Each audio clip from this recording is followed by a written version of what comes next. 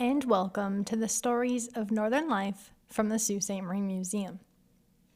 I will be reading a piece written by the Sault Museum's research assistant, Justin Brett, who wrote this piece for our blog titled Museum Musings. If you haven't checked it out yet, you should. It's filled with short entries on influential figures, important events, and places in Sault Ste. Marie history. And it can be found on our website, Sault Museum, saultmusum.ca, under Discover. Now let's get into this story of the Batchewana Moose Hunt of 1906.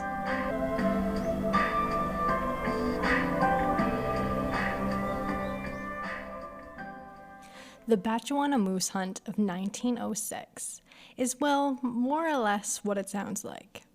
A group of friends of around Canada and North America traveling to Sault Ste. Marie in order to hunt moose and other game.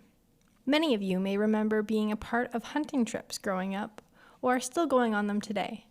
But it was obviously a very different experience in the early 20th century. Instead of a local weekend trip, this was truly a dedicated one, spanning about 3 weeks, and involving people living as far away as California.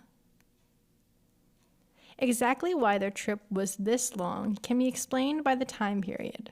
In that time, virtually every part of the moose was worth something. Their horns were valued as decorations, and hide for making moccasin shoes, among other clothes. And even the hooves could be used as inkstands.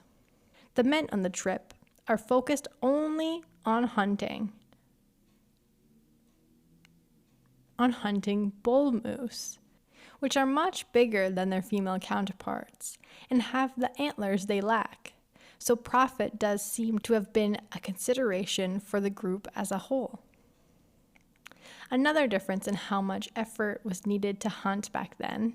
In 1906, there were far few cleared out areas for hunters, and by that time, moose had moved far into the wilderness. The Batchewana hunt party had to employ the service of a group of indigenous people to guide and assist them. And several times in the story, someone is mentioned to have been waylaid or injured in the bush. Of course, no one ends up in danger beyond one day where a member of the party was away in the woods for some time. And by all accounts, the trip seemed to have been successful. Their journey has no real historical influence on anything else. It simply happened to be recorded in detail, while many others were not.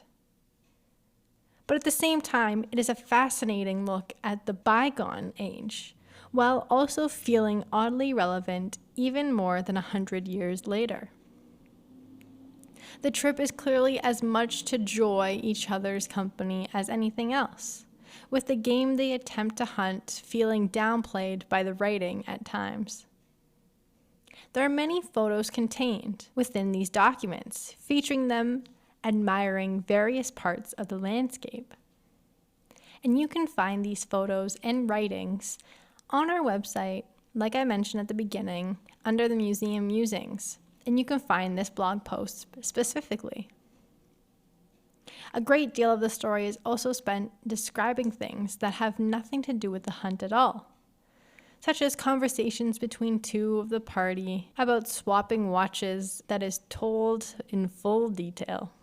There is a particular moment where the narration describes the feeling of sitting up in bed just after someone wakes you up for real, which I imagine we can all relate to in some way.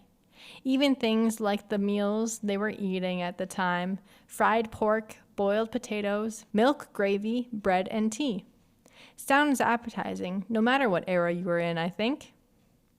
Or the details of their temporary household lines, such as Jack's 1500 Kodak film and 10 cans of chocolate, paint a vivid description of his bunk.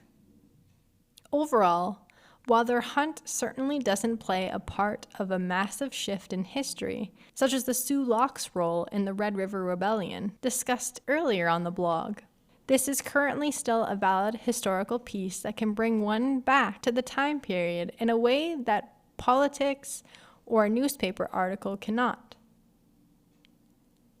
Here were a group of men living their lives and enjoying each other's company.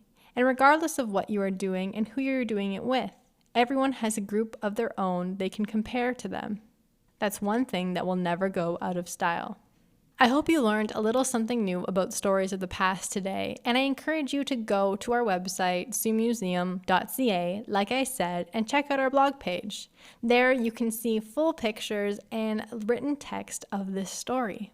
Thanks again for listening, and I'll see you again next week. Bye!